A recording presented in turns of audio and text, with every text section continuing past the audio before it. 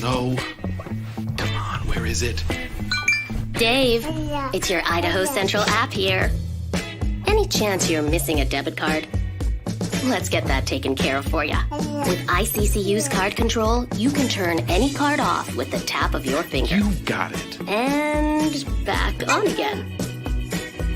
Out, out, out, out. The closest Idaho Central Credit Union branch is in your pocket. It's the fall kickoff sale at Lithia Ford of Boise. We're going all the way so you can score more for your trade-in and trade up to a new Ford truck or SUV today. Visit Lithia Ford of Boise, where Ford begins in Idaho.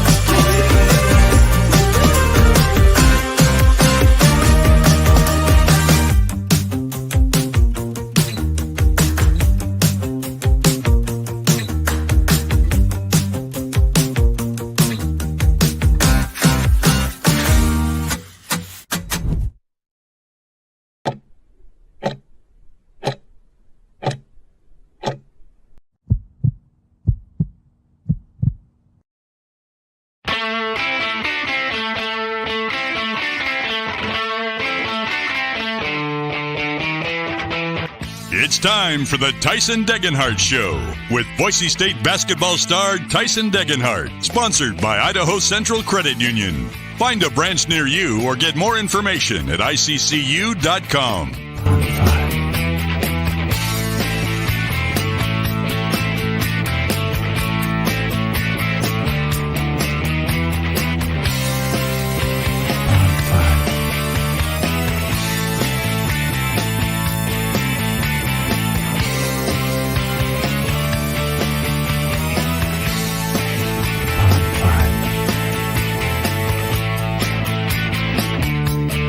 Now here's Tyson Degenhart with BJ Rains for another edition of the Tyson Degenhart Show on Bronco Nation News.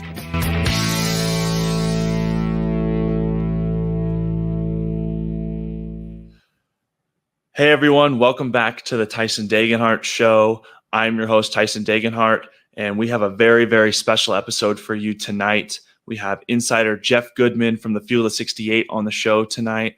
And very, very happy to have him. It's kind of the perfect time with official practices starting next week and everything kind of getting ramped up, and just the perfect time to get him on before everything starts heating up. And we'll get to the interview here in a little bit.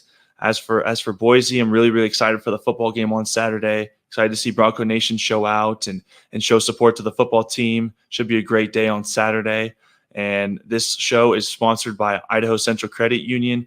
I am actually filming from the Vista branch. We're up in one of the offices upstairs. Shelby told me it's the CEO's office. So very, very happy to be filming this from a different location to give a great shout out to Idaho Central Credit Union. And here's a quick word from them as well. Hey, Forrest here. Nothing like getting paid. And with ICCU's mobile app, I can deposit checks or accept Zelle payments so the money hits my account fast. I just wish there was an app for mowing the rest of these lawns. My pleasure. I appreciate it. I'm sorry we had to make you wait this long, but I just found a perfect time. We were talking off the air, and it seemed like you've been really busy lately, and it just found a little bit of time here for us, and we really appreciate it. So I do have to ask you, first question, have you ever been on someone's show that's playing in college basketball? I'm trying to think if I've been on anybody anybody hosting a pod. I'm not sure because this is kind of new, Tyson. This is new. Yeah. I think we're seeing more and more of it now. You're seeing some of the college football players doing these shows. And obviously a lot of it now, I don't know when you started it last year, how much were NIL based, but a lot of them are now NIL based, obviously. So I think you're going to see more and more, athletes of various sports start to do these. And I think it's great. I think it's great because honestly, I think it gives you guys a chance to, first of all, get your message out the way you want to, because there are a lot of times, you're with media that you can't always trust. And maybe we cut down a quote, we put it out there, and it is out of context to some degree. And then there's some people that completely take it out of context. And I also think it gives you a chance to see, like, is this something you might want to do post, playing career? Yeah, absolutely. I think it's great. I was just going to ask you that because I think it's really, really cool to get you on and put you on the opposite side of the table as you normally are on, the hosting the Field of 68 and with Stadium and all that. So I want to let you know about this show. This show's more to get to know you. Obviously, you're in the spotlight a lot. You're a college basketball insider. You're breaking news all the time. People know you for social media, just being on Twitter all the time. But for me and this show, I want to get to know my guests more personally, because that's not something that normally happens on a day-to-day basis. We kind of see each other at kind of like a surface level, and want to get to know you a little bit better. So I do want to ask you a little bit about your childhood, kind of where you grew up, some siblings, and kind of how you ended up at University of Arizona for college. So I'm a spoiled only child, grew up outside of Boston, and decided, like, why not take a shot and go to school somewhere completely different? Obviously went to Arizona. Arizona was, I won't lie to you. The three reasons, were basically whatever order you want to put these in: sports, women, and weather. Whatever you want to throw them in, those were the three reasons I ended up at Arizona. And great place to go to school. Again, basketball team was awesome. So good. It still is, obviously, that. But when they had Lute Olson coaching, and when I was there, they actually transitioned, Tyson. They were kind of a big man school at that point. And they transitioned, and a couple guys that guard heavy. Damon Stoudemire was now the head coach at Georgia Tech. Yep. And he was with a kid named Khalid Reeves, who came out of New York, and they were so much fun to watch. And that's where, like, Boston is a pro sports town. Yeah. They really don't care. Boston College, they could be 20-0, and people still don't really care. They care, Red Sox, Patriots, Celtics, obviously, and Bruins. And when I went to Arizona, it's totally different. It's college town. It's all about Arizona basketball. Now, their football team was actually, believe it or not, they were ranked. They were preseason number 1 on the cover of Sports Illustrated. Teddy Bruschi went on to play with the Patriots. He was there. Good friend of mine, Steve McLaughlin, was the starting kicker, won the Lou Groza Award, and was drafted in the 3rd round by the Rams. So it was just awesome. Like, it was just a different level of, like, college sports. And, Boston College didn't have that. I would go to games at the Connie Forum, but it just, even though it was Big East basketball, it just wasn't the same. So that's kind of where I got really the love for college basketball. That's incredible. Like, why did you want to take that risk? Because obviously Boston and Tucson are two completely different cities when you look at them. Like, what made you make that jump? And were you able to take a visit to Tucson before actually ending up there? No, I didn't. And I was quiet, Tyson. Like, I was not an outgoing kid at all. Like, I have friends and all that, but, like, I wasn't the personality I have now, obviously, and most people, when you're in college, it's not going to be the same way you are. But, I think it forced me to kind of grow up and mature a little bit. Like I said, I was an only child. So mom and dad kind of did everything for me. And it forced me to have to go out and do my own laundry and pay my own bills. And, there were some bad things too. It was, I remember back then there was I think it was a $40 round trip flight from Tucson to Vegas, which was not what I needed, because my credit card bill, when I graduated, I remember I don't remember what it must have been a couple $1,000s in credit card debt, and moved back home in Boston, and credit card was forwarded to my house. My mom opened the bill. She looked at it and she was like, holy shit, what is this about? Like, what, where did this come from? So I had to kind of come clean. And so there were some things that obviously you learn, but I think there was so much more good than bad. I mean, I remember I would bike. The Cleveland Indians had spring training right down the street at High Corbett Field back then in Tucson. And I got a media credential, and I would literally bike over there every day. And I don't even know what I was doing it for. I mean, I would finagle my way into places pretty well. You know, like first interview I ever did, Tyson, was James Worthy when I was 14 years old. Wow. So I wasn't really intimidated by much. And like they had a guy named, I don't know if you remember, a guy named Albert Bell, baseball player. Okay. He was a loose cannon, like about as intimidating as it gets. He once, if you want to Google him, anybody who's watching, I think he threw a ball at a fan in the stands. Like he was flammable. And I was this young kid around like these big names, you know, Kenny Lofton actually played for them then, and Albert Bell and Carlos Baerga. There were a ton of big names, Jim Thome. So like I just found a way to go out there and do a lot, but I didn't write for the school paper. I would instead knew what I wanted to do. So I would go out and drive to like California and cover if a East Coast team, UMass, played in like the Wooden Classic or something out in California. I would freelance and make like $50. I would lose money on the deal, but I would drive out and back then it was important to get professional clips like in a newspaper. I know that today that sounds like insane, right? Nobody reads a newspaper anymore.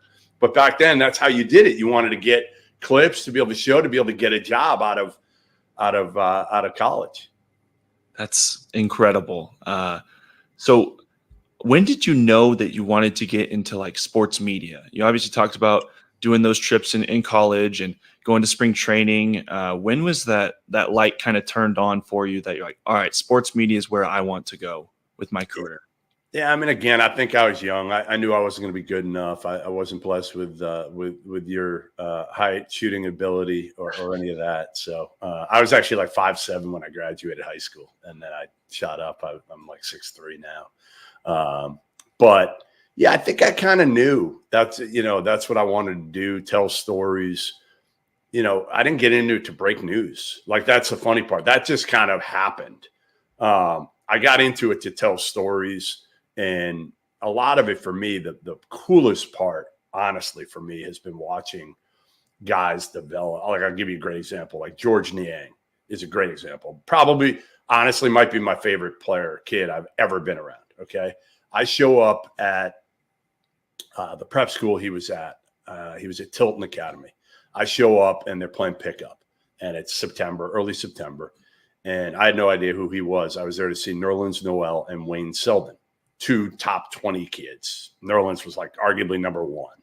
And they're playing pickup, and this dude is just kicking their ass. This fat dude, this 6'7", fat, chubby dude who just doesn't look the part at all. And he just keeps winning, and he's standing out there. And in between games, I'm going up and I'm talking to Nerlens in between one of the games. And all of a sudden you hear this guy, yell at me and Nerlens, like basically get the F over here. Like we're playing, let's go. And I'm like, who is this dude? And he was on full pay. He wasn't even like on scholarship. And to watch George Niang become what he's become, right? Like Iowa State, a star in college, and do it the way he's done it. And now playing the NBA like that. TJ McConnell, who I've known forever, who called me literally when he graduated, was like, do you think I'm good enough to play in the league? And first game he ever played was in Boston. I was covering it I walk in the visitors' locker room. He's with the Sixers, and there's TJ McConnell and like smiling. Those are the things that honestly, for me, mean way more than anything else. Mean way more than breaking a story. Like those are the coolest part, of what I do. That's got to be cool to cover someone who went to the same school as you, and just make those connections. I think that's one of the cool parts about being a college athlete is you should make all these connections with really great people, including yourself. Like, if you told me, a year and a half ago before starting the show, like, hey, you're going to get Jeff Goodman on your show in September, I would have told you you're crazy, just because I didn't really think of how, all these connections would happen and how many people within like the Boise State community know, the basketball world. And it's just crazy to me how far we've come. And I really like how you're very like, relationship based, not necessarily about breaking stories. Cause, a lot of people do break stories. And, one of the news clips today was about Woj retiring and becoming the GM for St. Bonnie's. Did you have any run-ins with Woj as he was coming up? I did. I'll give you a great Woj story. We don't really get along, and here's why. Years ago, I don't think I've ever told this story, but years ago, I'm at the NBA draft, and I break a couple. He had broke most of the stories, most of the picks then. This was a long time ago. This was back. Craig Brackens and James Anderson went back-to-back. Brackens out of Iowa State, James Anderson out of Oklahoma State. They went I don't want to say 20 and 21 in the draft. And I broke both of them. I got it from somebody who was working for Andy Miller, the agent then. Broke both. He DM'd me and basically called me out and was like, you didn't give me credit. And I'm like, that's bullshit. I broke them both. Look at the timestamp. And he kind of motivated me because the next year in the draft, I ended up breaking more than he did. But obviously he's done an amazing job. And it's just crazy to see what happened today. Came out of nowhere. I mean, there were some rumblings a little bit, but to just leave that much money on the table is absolutely insane to me. I don't think I could have done it, but I do understand, and I think I can relate a lot to what Woj has gone through over the last few years, where you literally, I mean, my wife wants to kill me because this thing is attached to me at all times. And I used to, honestly, Tyson, till about 5 years ago, I would have it on all night. And somebody would text me, somebody would call me late at night. I mean, the one that I always remember years ago was Josh Pastner. He would call at crazy hours all night, and the phone would ring and my wife would be like, oh, it's Josh again. And, I started 5 years ago. I'm like, the hell with this. I'm putting it on silent from, midnight till 7 or 8 in the morning, whatever. Somebody calls and there's something breaking. I don't care, but I can relate. Family wise, I was not the best father to my daughter when she was young, because again, you're can't miss one. And I couldn't sleep. If I missed the big story, somebody broke it, I couldn't sleep. It would absolutely consume me. And then the last probably, and my daughter had a lot to do with it when she got a little bit older, and probably the last 5-6 years, I think I've been way better. It's just whatever, you know what? It doesn't matter. Nobody remembers for the most part. I mean, certainly, I broke Coach K retiring. People remember that one, but most people don't care. They don't even care where they got the info from, because ultimately it's not anymore about I think breaking the info. I think the biggest thing now is when somebody breaks the info, can you give context to it? Can you give some depth to that story, and either why or what it means? Yeah, that's great. I mean, I didn't really realize that you and Woj had a couple running into in the past. I do want to talk to you out of college. Obviously you have had a stint in the NBA, an NBA insider, and now you're in college basketball. What were the jobs that eventually you ended up being a Field of 68? What are those jobs that kind of led up, especially right out of college? So right out of college, I took a job. I was stringing, which is basically freelancing for the Associated Press, and making I think I was covering Harvard men's basketball that year, making $50 a story. And then there was an opening in Buffalo for a temporary position, 6-month temporary position to cover the Sabres and the Bills under this one guy who's the full-time guy named Bucky Gleason. I get there, Bucky leaves right away. Literally, before I even got there, he goes to the Buffalo News. So I'm kind of on my own covering the Bills and the Sabres, and I'm 24 years old. I'm coming off a public relations job that I hated. Love the boss, but it was biotech PR. I just wasn't into it. I needed something involving sports, right? I was sitting at a desk, bored. So I do this, and again, I wasn't really intimidated. So I'm interviewing guys like Bruce Smith, Thurman Thomas, Andre Reed. It's their final year. Doug Flutie is a quarterback, and actually he grew up a town over from me and played on our softball team at times. So I knew Doug a little bit, and it just kind of one thing led to another. I did a good job. A lot of the games came down to the final play. And I was quick then as a writer, not so quick anymore, but then they brought me to New York City to be a national sports writer. Did that. Didn't love it. Ended up taking a job at a company called School Sports back in Boston, where I'm from. That's where I kind of got into recruiting. Did basketball recruiting, did some football recruiting then, and then did recruiting for a while. Did it for Prep Stars, for Scout.com, worked with a guy named Dave Tellop, and ended up breaking stories. And just kind of then it was one of those things, Tyson, where it was like, okay, I'm working for Scout. Fox bought Scout, and all the coaches in college basketball were calling me because I knew every recruit. I knew everybody. Knew them, was calling them every night, knew the top 150 players like inside and out, everybody. So they would call me for info. So when Fox buys Scout, I kind of flipped it a little bit. And I'm like, okay, you guys have been coming to me for info. Now I'm going to cover college as well as recruiting. I did that for 2 years. I need your help. I need you to give me info. So it was easy. I already had the relationship. So I was really fortunate in a way that I had those relationships. They wanted info from me. I had it. So then I flipped it and still did recruiting. So I still had a lot of the info and broke a ton of college stories right away. It's quite the journey, just from one job to the next. And I think one thing I just took from that is like, wherever you're at, do your best there. And you never know what can happen after that. You just never know, what opportunity can arise based on, what kind of job you do at a certain point. And that's like talking about what you did in Buffalo. Like, you just did a fantastic job there, and it leads you to the next spot. And that just continues that chain effect and end up being here on an interview with me. So, well, you never know too, Tyson. Like the biggest thing I would say is, right, like every person you meet, like they know somebody, right? So every time you meet somebody, it's an impression. I'm not saying like, listen, I've had my issues with people, but generally the people that I don't get along with in college basketball and the people that I call out, if you look at it, are the people that don't treat their staff or players the right way.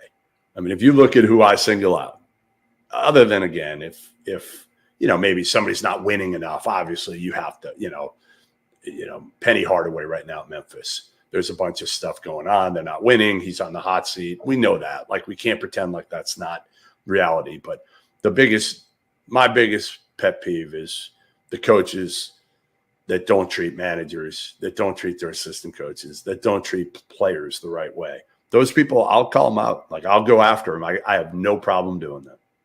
I think that's great on you to do that because, it wrapped up in the whole Memphis thing is one of my former teammates that I feel terribly for about that whole situation. And he had such a great year and left such a great impression on me. He was my locker buddy. He was right next to me. Really? Just was an incredible mentor for me and kind of the way to go about college basketball, and had an incredible year with me. And then I wish his career the best. Like, I love him. And, it's just unfortunate to see that kind of happen. Well, it's crazy for you. You see so many guys. If you come around, 10 years ago, your group was your group, right? And like, you knew them for 3-4 years. Now it's like, you got to keep track of where everybody is now. It's kind of cool in a way, but it's also, you're kind of right now, you're not the norm, of a guy who's sticking around in one place for 4 years. That's not the norm anymore. I don't like that personally. Mm-hmm. I don't enjoy this at all. Everybody jumping around. I'm trying to get caught up on rosters, your own roster. It's not easy. I mean, you got a bunch of freshmen, you got a couple transfers, kid from San Jose State. Like, it used to be, I knew who was on every team. And you had freshmen coming in, but I went out in the summer, so I kind of knew those guys. Mm-hmm. Now it's not easy to keep up. Absolutely. There's a lot of new faces. It seems like everyone's on, like, quote unquote, a 1-year contract. Like, right. Yes. Like, you could come into Division I now at a low major, have an incredible year, and then you just bump up a level. And that's never the way I've thought about it. When I committed to Boise State as a 16-year-old kid, I was like, this is the spot I want to be for 4 years and develop as a player, because they have a vision for me. And that was what was super important, is like they had belief in me to become this player that maybe I didn't believe in at the time, but as time went on, I obviously became more and more, a believer in that whole development thing. So I'm forever grateful for Boise State and the city, the fans, the coaching staff, the players that I've played with. I'm forever grateful. I got one for you before. I know you're going to keep hitting me, but it's the reporter in me. It's the reporter in me. Good, so you're good. I hope we're not in a deadline here. Oh no, I'm not in a deadline. So like for you, I mean, give me I don't know how they're doing it, but we know other schools, other coaches are trying to get you to transfer. Certainly, are they going through? I assume they're not dumb enough, and most aren't, to go straight to you. Are they going to your AU coach? Are they going to your high school coach? Are they going to your family members and basically saying, hey, listen, if he's interested, here's the number? Like, how did it work? It's funny you asked that, because I don't think I had anyone really contact me, especially this year. Like, this would have been a year to, hey, put your name in the portal. You had a great year, whatever. But I had no coaches reach out to me. I don't think any coaches reach out to my parents. I'm sure if someone reached out, I would have found out about it, because I'm pretty tight with all of them, especially my family, my high school coach, and even my AU coach. I'm really close to them, and I would have found out one way or another. But this year I didn't have anyone reach out. And partially I think that it's because when I committed so early, I committed start of my junior year of high school, that my phone number wasn't really that far reached.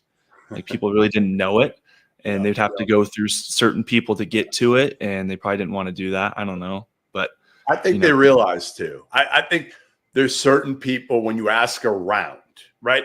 I bet coaches asked around and poked around, and it was like, hey, he's not going anywhere. You can offer him whatever, I mean, maybe for $2 million, you might have listened, but for the most part, I think people understood your loyalty, like you said, your understanding that these guys have your best interests at heart. I mean, you're playing for, again, not only one of the better, best coaches in America, but one of the best people in America in Leon, and the people he surrounds himself with, right?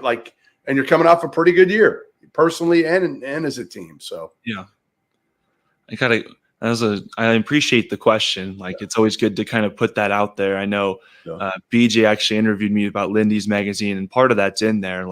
I have so much going for me here that it would take, a ton of money to get me out of there. And even then it still probably wouldn't even happen, because this place means more to me than, 1 year anywhere else for, X number of dollars. I have my girlfriend here. Relationships. The relationships you have there, you can't put a price on that, right? And there will be a price, for sure. Down the road, you will come back there and make way more money, with the relationships you've made. If you want to come back there, whenever you're done playing at 35 years old, let's say, hopefully, you come back and you can partner with any of these people that you've met that have businesses and have a career that's going to, rather than a 1 year. Yeah, it could have been a lot of money. We know that. You put your name in the portal, you could have made a lot of money. We know that. But again, I think to some degree,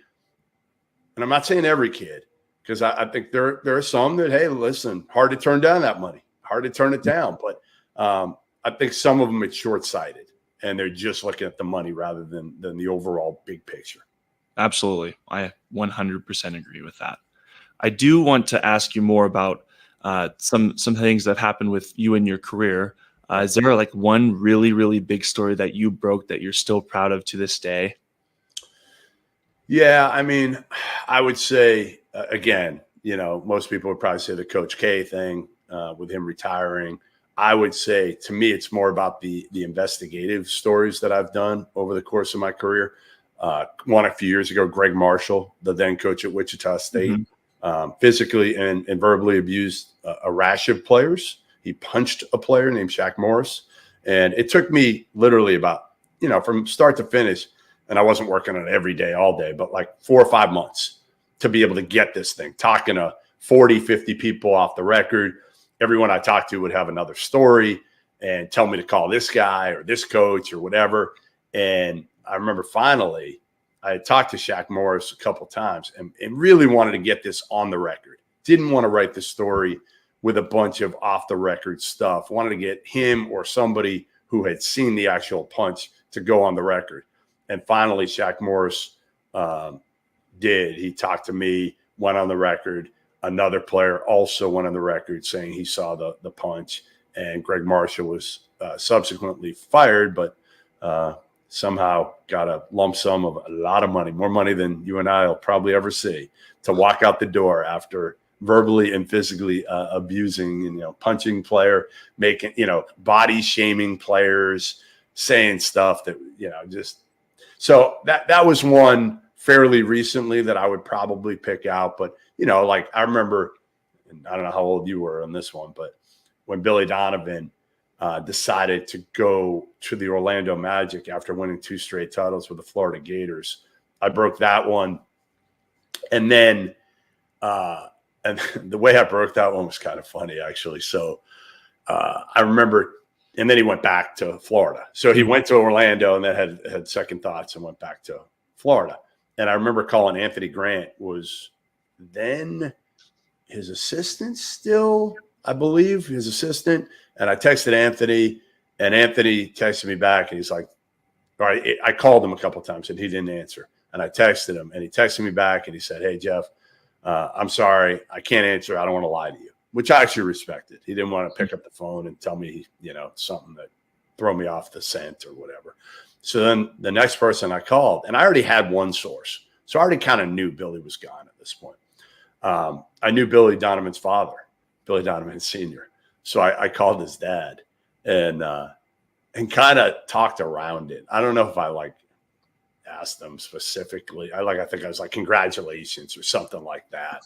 And he confirmed it without knowing he completely confirmed it to me. So that was kind of like my second source on it at the end of the day. And I remember telling Billy that years later, and he was kind of laughing that I used his dad to try to, get that story locked down. But a bunch of stories over the course. I don't remember a lot of them. But, to me, it's been the coolest ones, again, are the ones that you poured a lot into. They weren't just like the Coach K one. I mean, the funniest part, I had it from 3 sources. I had the tweet typed out, story written, whatever. And as I'm going to hit the button on it, my finger's shaking. And I'm like, why? I've broken a ton of stories in my career. I know it's 100% true.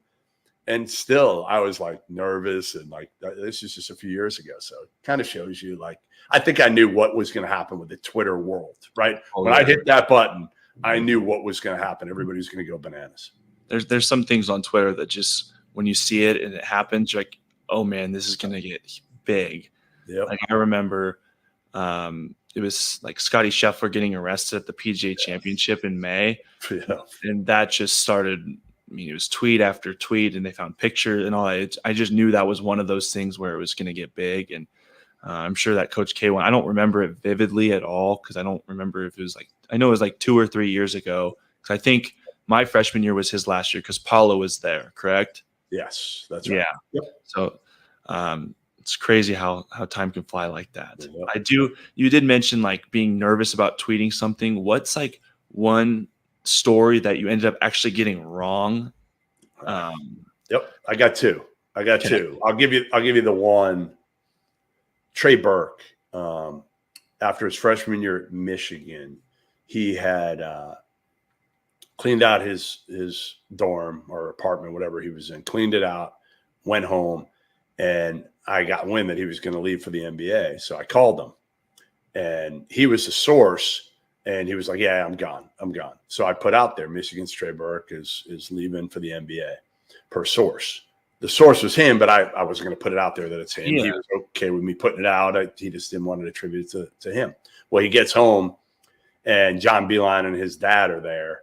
And they're like, no, you ain't going anywhere. You're going back to school. So he goes back to school. I'm wrong. I'm wrong. And there's nothing I can say. What am I going to say? I can't tweet out, well, Trey Burke was the one who told me. I can't do that to him. Yeah. That was so next year he has a player of the year type year. They go to the championship game. Mm-hmm. And I remember he's picking up his award, the Wooden Award or one of those. And I'm there. And I'm like, hey, Trey, congrats, man. Whatever. He's in the championship game. I'm like, by the way, are you okay with me now saying that you were the source? Because it was a year ago. Like, who cares? And he's like, yeah, whatever. Go ahead. Have fun with it. Say whatever you want. So I was able to find, but nobody cares. Nobody cares. Like, Michigan fans, like, crushed me for, months. Arkansas was another one. Billy Gillespie was the head coach of Texas A&M at the time. He verbally agreed to take the Arkansas job. I wrote that he took the Arkansas job. Well, somebody called him and said, hey, Billy, sit tight. Kentucky's going to come calling. So he had verbally agreed. He reneged. Next thing you know, he's at Kentucky. Again, I'm wrong at the time. And I think it's harder now, Tyson, than ever, especially – so, like, my daughter's covering women's college basketball right now and dealing with recruiting.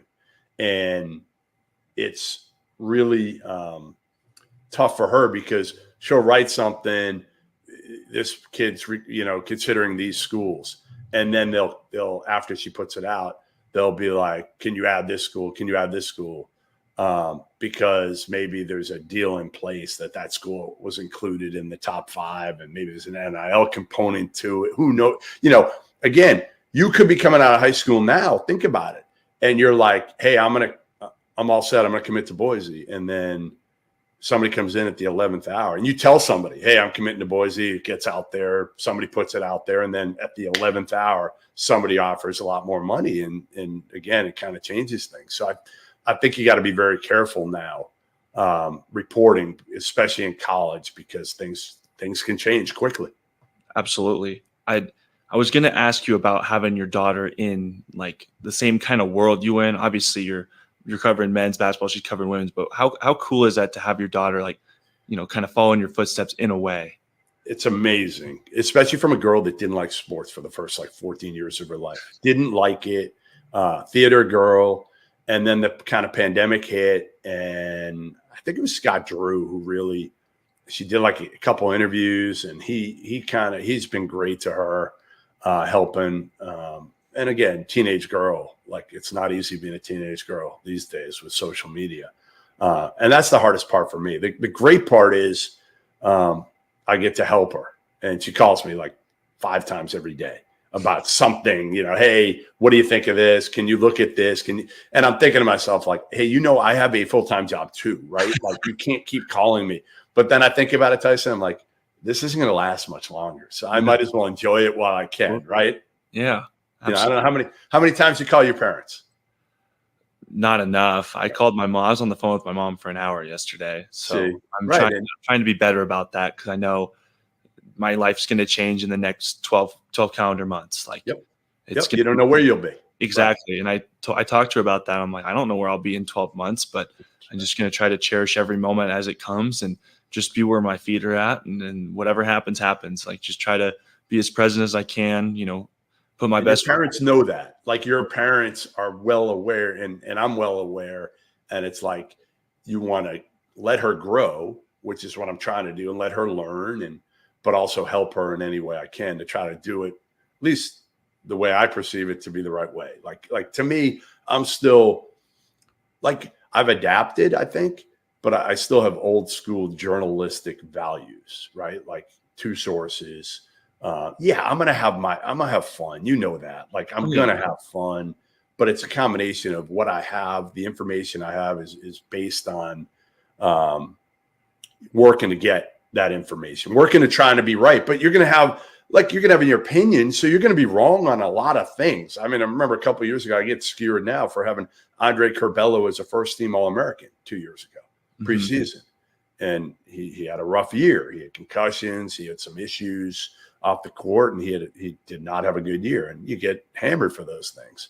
But yeah, getting back to that, there's nothing better. There's nothing better than seeing her. The only hard part, Tyson, the hardest part is a girl on social media. It's hard. It's hard to, like, and people, there's some people that like me and some people that don't like me. Well, the people that don't like me take it out on her sometimes. And that's just wrong. Like, to me, call me whatever you want to call me. Like, I was at a game last year. I won't say where, but I was at a game, and a lot of the fans were pretty good. And one fan started yelling something about Talia, about my daughter. And I just looked at him and I'm like, dude, you don't want to do that. You don't want to do that. But, like, what can I do? What can I do? I'm gonna go in and I'm gonna punch him. Like there's people with cameras. Oh, they're there, so you can't. Too. But you'll learn once you have kids. You'll learn once you get older. Like it's all. I'm sure your parents are like that with you. If anybody says anything negative, and they're sitting in the stands, and it's Boise State fan. Maybe you're 0 for 5 that night from 3, and somebody's like yelling at you or something like that. It probably takes all their power not to yell something back. Really hard. Mm-hmm. Absolutely. I got one more kind of like broadcasting media kind of question for you. Like, where is the craziest place you've broken a story from? We have some big breaking news, but like, where's the craziest place you've ever, broken a story from? I mean, plenty on the toilet. Plenty. I won't lie. Plenty on the toilet. I mean, it's funny because Schefter said today, there was a clip of Schefter talking about Woj, and he was like, we understand this business and our phones, like we literally have to take our phones into the bathroom when we're in the shower and putting it up so we can see if somebody texts us back. I'm laughing. I'm like, he's right. Like I've done that forever. Like my phone is somewhere I can see it if somebody calls or texts me and I'm waiting on something or whatever. And I'm trying to think of where else have been crazy places, but like, oh yeah. Like Lithuania, when I was there for the Ball brothers, there was one. Okay.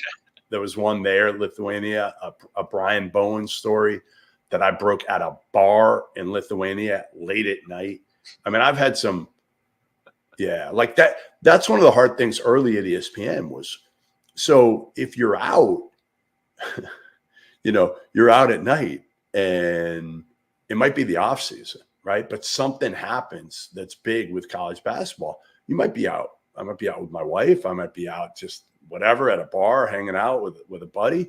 But if I've had like too much to drink and something crazy happens, and they're like, I remember they called me once. They're like, hey, can you jump on SportsCenter? And I'm like, I can do audio, but like, you don't want to see me right now, video. Like, no, like I can get away with doing it audio. If it's a couple minute hit, I'll be okay. But like, I don't. Then another one, here's a great one. Actually, I broke Kyrie Irving to the Celtics years ago in the middle of a softball game. I gave a buddy of mine my phone. I was at first base at that point. I think I must have gotten a hit. I'm standing at first base, and I gave him the phone before I got up to bat. And I'm like, hey, can you just keep an eye on the phone? And he yells at me, and he's like, yeah, it's done. Whatever was texted, it's done.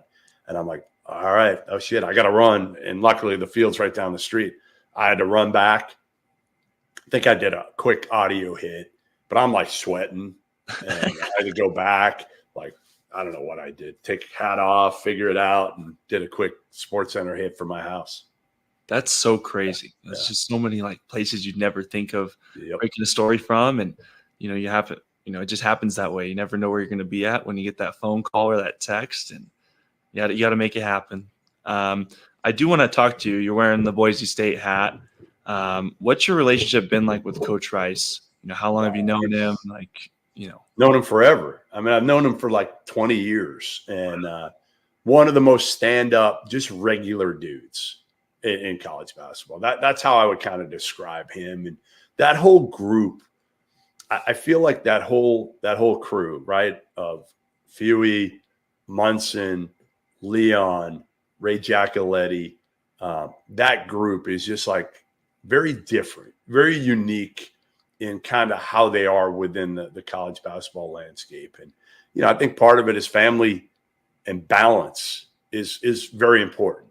And it goes to show, like, and Fewy and I have gotten into it a little bit. He's actually done a really good job of probably having the biggest impact of anybody with me about balance and changing, again, turning off my phone at night, things like that. Because I would always rip on him for being lazy and not going out recruiting. And he would kind of laugh at me and say how much time I was wasting doing some of the things I was doing. These guys that go out every day on the recruiting trail, what are they doing? He's fishing, Leon's playing pickleball. Tommy Lloyd's playing pickleball every day, and they're winning. they're winning. So like they've got to figure it out, right? They've got to figure it out. And I think Leon's just got that balance. I'll give you a great story. I think they were all there. So blackjack at, forget what casino they always played it at. I think it was like Caesars or something like that. Might have been the Mirage. It was one of those.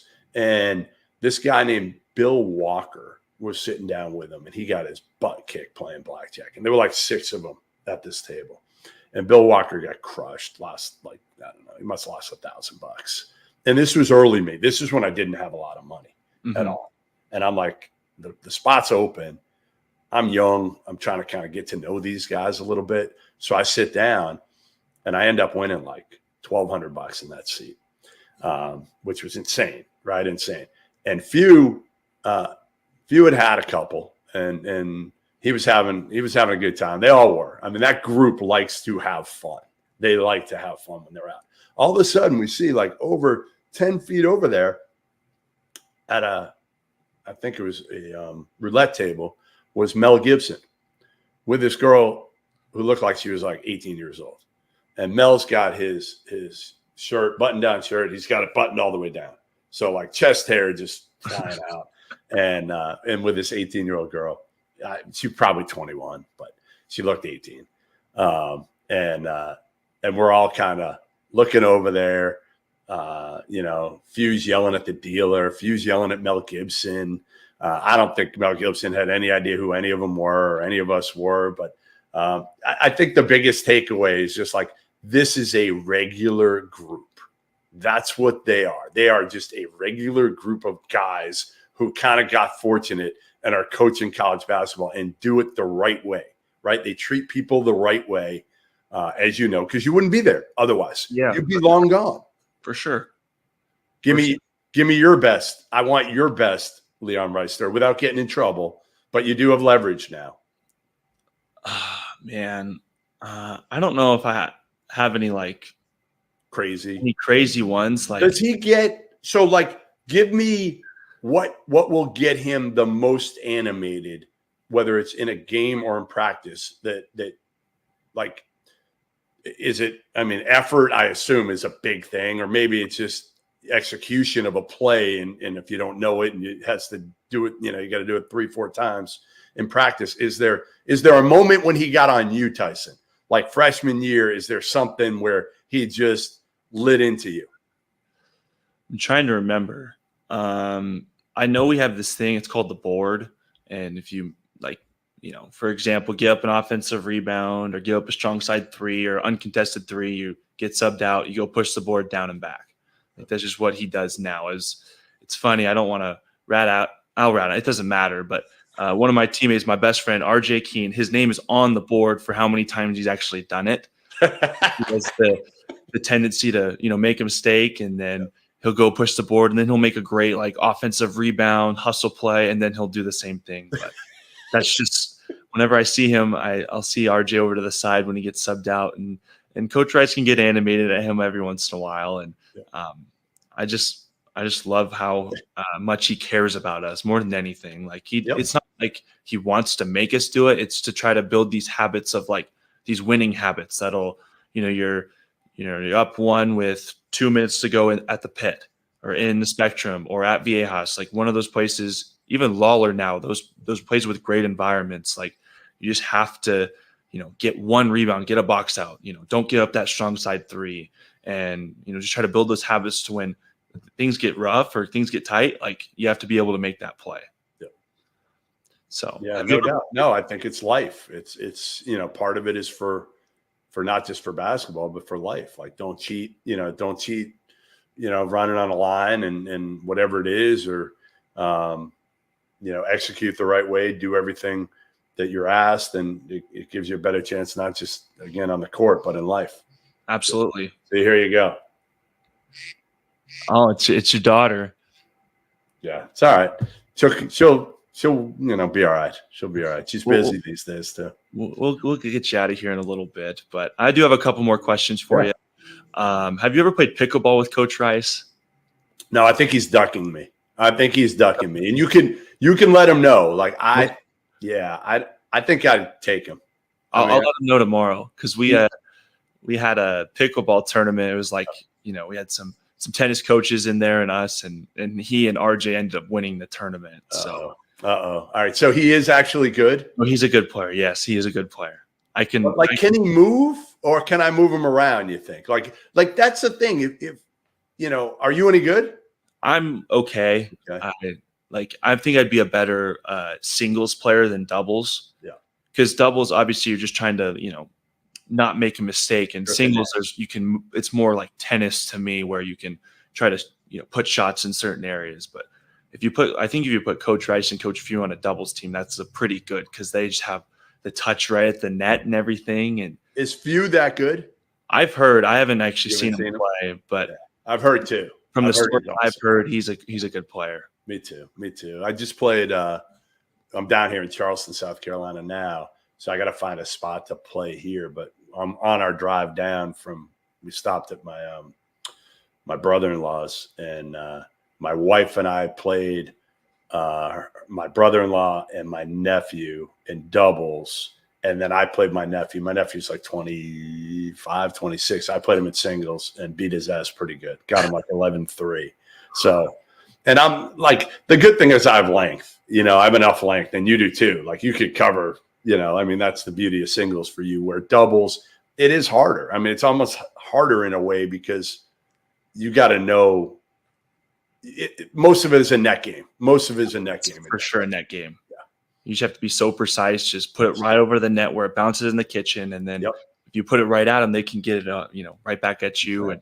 And so I tell Leon that I'm up for in San Antonio. We got to find a spot near the Riverwalk, and we actually wanted to do this in Phoenix last year. I don't know if I told you this, but we wanted to get, and we thought about it, of doing a head coaches pickleball tournament. The problem was Phoenix is so spread out. Yeah.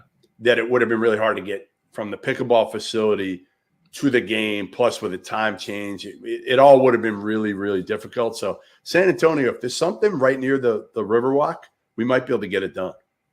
Okay. I'll let them know in the morning. I do have to ask you, why don't you just come here? Come watch a game. You need to come here. I know.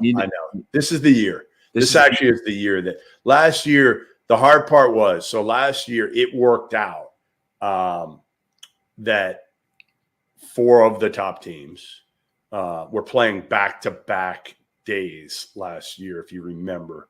It was San Diego State at Utah State, and then the next day it was New Mexico, Colorado State. Correct. So it was like the perfect trip. Right. It was the perfect trip for me to make. Like sometimes the hard part is when I go out, especially from here, from Charleston, it's harder to get. Like I can't get anything direct. Can't get a direct flight. Boston, I get direct flights a little bit easier, right? So when I go out, I'm rarely doing a one-off. I'm going to go out and try to get 2 games if I can back to back. But I'm rarely going out unless it's like Duke, Carolina or something that like, I have to be at, right? Like might be Calipari's return this year to Kentucky, Arkansas, Kentucky. That's probably the one that I would circle this year that I think I probably have to be at. Like last year it was, and here's a question. Here's a good answer to a question that people have asked me lately. The best game I've ever been to, the best environment, atmosphere I've ever been to. So this past year, Ed Cooley went back to Providence. Oh, yes. Which was elite. I mean, I was kind of scared for his family. He brought his wife and his son. His son's about 25. They were both there, and I was shocked. 3 years ago, Chris Beard returning to Texas Tech was the best I've ever been at, or the worst. Whatever you want to call it, it was the most flammable. Those fans are nasty. I mean, nasty.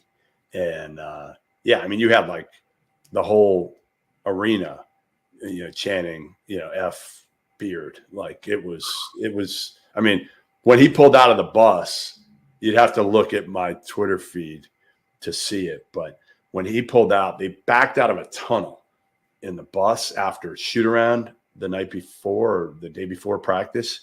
And I thought they were going to, there had to be a couple thousand fans waiting for him.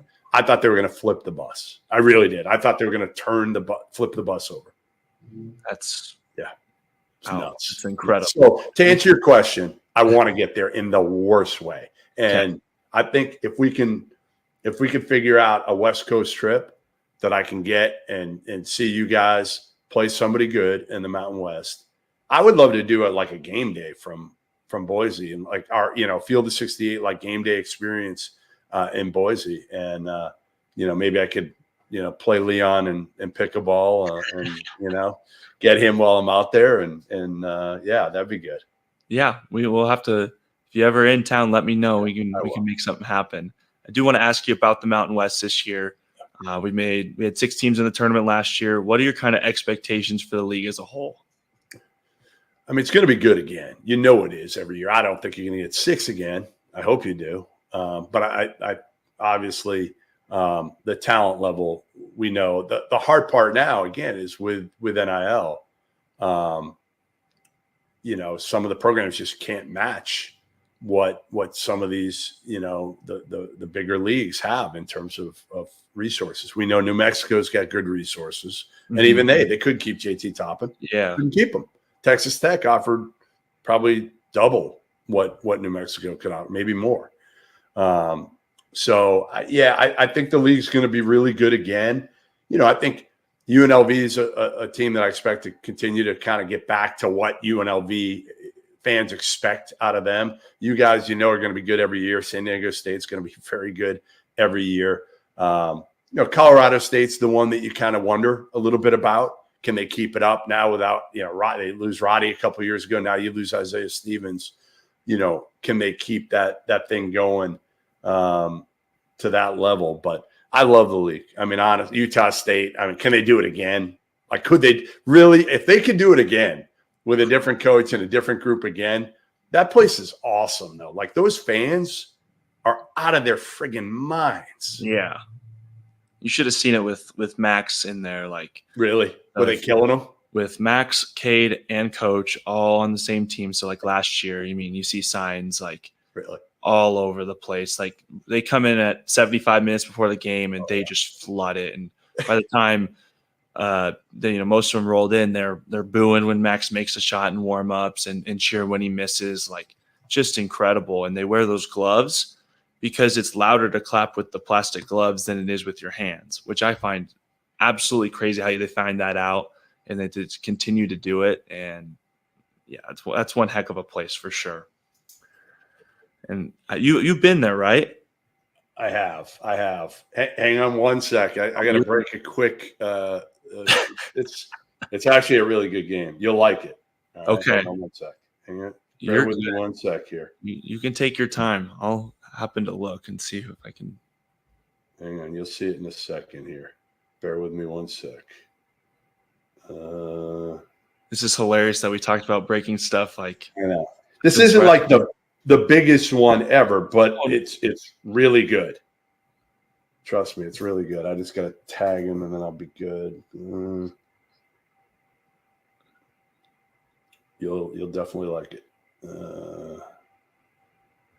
We got the live screen of your Twitter here. All right. It'll be there. And I'm not as quick as I used to be here on this. All right.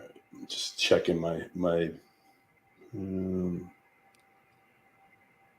It actually is fitting that I'm doing this while I'm with you. It's very fitting where the game is. Oh, that's a good game. But how about that I'm on doing this with you? I know, and it's in Spokane. In Spokane. Like, how cool is that? I remember during COVID, they were supposed to play each other in like December, like early December, and one of the teams had COVID and they ended up being in the national championship a couple months later, which is crazy. And crazy. That should be a really good game. I'm sure Spokane Arena will sell out. And, oh yeah. No, that game again, like I tweeted at the bottom of my tweet, like this is much needed. To me, I would love to see some sort of setup over the next few years where there's like 15 teams And again, you obviously have to do it with coaches that have job security. I'm not asking a guy like Penny Hardaway at Memphis to play that first week. But to me, there should be a rotation, because I'll send it to you later. The games on now Tuesday is election day, so I get it. There aren't going to be good games. But Wednesday, Thursday, there's no football on Wednesday. And there's one game on Thursday, right? You get one pro game. There should be 2 games each of those nights, a doubleheader of 4 really good teams every year that just rotate. Like, okay, Baylor plays Gonzaga this year. Now next year they return the game. Well, then maybe they get 2 years off from that first week, because nobody wants to open. Not nobody, because Drew and few are doing it, but very few coaches want to open playing a big. I mean, how about Scott Drew? Your first game, you're going to Spokane. Like that's brutal. Yeah. So I would say I would love it if, again, on Monday Night Football, I get tough one, but still Monday, Tuesday, Wednesday, Thursday, Friday, like that first week, you have 2 games every single night of really good teams, top 50 teams, top matchups. And that way, you're going to see these games. I'm telling you, Tuesday, Wednesday, Thursday. I don't know. I can't remember who you play to open. We play Oakland. Who is it? Oakland with Campy. Which actually is actually a pretty good game. That's a good game for us. That's one of the better games you're going to find. Is that November 4th? It's the 6th. Okay. So the 4th, there's Texas plays Ohio State in Vegas. Now you got Gonzaga, Baylor. We're actually doing a triple header at the Pentagon with really good mid-major games. But other than that, it's all bye games. And it's great. We get to see the Duke freshmen, the Carolina freshmen, whatever, Cooper Flagg. Everybody's going to want to see him. But I don't know. I just feel like let's have Duke play somebody really good on the 4th or the 5th or the 6th. Absolutely. Well, we're coming up on an hour here. I got one more question for you. It's a question I ask all my guests. I think it gives a real deep insight of who you are as a person, and kind of a person that's really changed your life. And that is who is a person in your life that's made the biggest impact on you? And I would like for you not to answer someone like your family, like your wife or someone like that, but it can be. I don't mind either way. Who is the person who's had the biggest impact on me? Boy, that's a great question. Because, one of the things I haven't really had these editors. At Fox, I had an editor for a little while. I've had different editors, but I've kind of been on my own for a lot of this. I think even the guy I'm working with now has had a huge impact on my life and career, is Rob Doster, because we started up this company a few years ago together when he got laid off at NBC.